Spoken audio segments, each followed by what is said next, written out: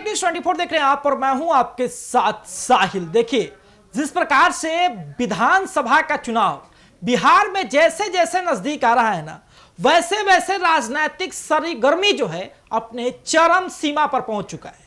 और आपको बता दें कि एनडीए में जितनी भी पार्टियां हैं उनको जो है अपनी सभा और अपनी तैयारी को लेकर के जाना जाता है। भाजपा जिसके कार्यकर्ता हमेशा से एक्शन मोड में रहते हैं, जदयू जिसके पूरे कार्यकर्ता कभी भी झंडा ले निकलने का जुनून रखते हैं।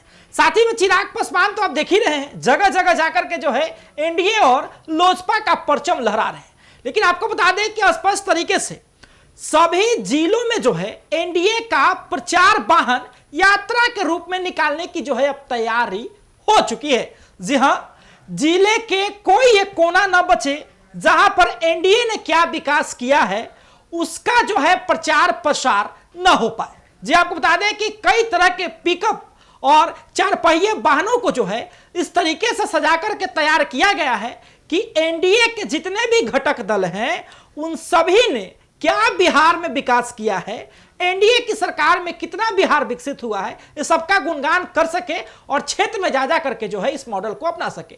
आपको याद होगा कि जब प्रधानमंत्री नरेंद्र मोदी पहली बार प्रधानमंत्री का चुनाव लड़े थे तो उनके लिए राजनीतिक सलाहकार प्रशांत किशोर ने एक 3D मॉडल का जो है कैंपेनिंग लाया था। और आपको बता दें कि बिहार में जो है इस बार गजब का प्रचार प्रसार करने की तैयारी जो है एनडीए कर चुका है।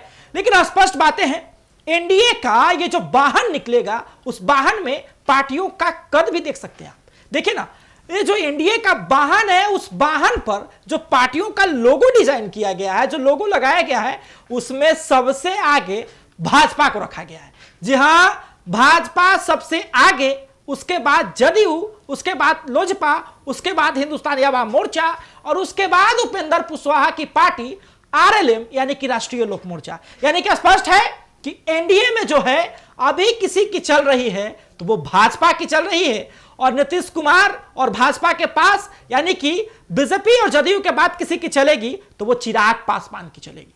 देखिए ना, भाजपा के कई कार्यकर्ता जो है किसी भी मामले को लेकर के सड़कों पर उतर जाते हैं, प्रदर्शन करते हैं। जदयू के कई कार्यकर्ता जो है जमीनी स्तर पर जाकर के मेहनत करते हैं और चिराग पासवान तो अपना फैन फॉलोइंग और वोट बैंक बनाने में लगे ही हैं। साथ ही में मांझी जी भी कभी कभी बयान देने से नहीं चूकते हैं और शक्ति प्रदर्शन तो उपेंद्र कुशवाहा जी ने ऐसा दिखाया कि मानो जो है बिहार में छा ही गए।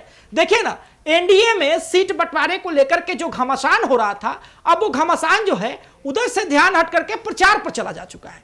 बिहार को क्या चाहिए, बिहार में विकास क्या क्या हुआ, बिहार में रोजगार कैसे मिलेगा, बिहार में पलायन कैसे रुकेगा, पिछली जो सरकार है उससे हमने बेहतर कैसे किया, तमाम तरीके के चीजों को लेकर के, मॉडल्स को लेकर के ये वाहन को बिहार के अलग अलग जिलों के अलग अलग क्षेत्रों में जो है एज अ प्रचार वाहन जो कि एनडीए के कामों का गुणगान करेगा, इसके लिए निकाला जाएगा।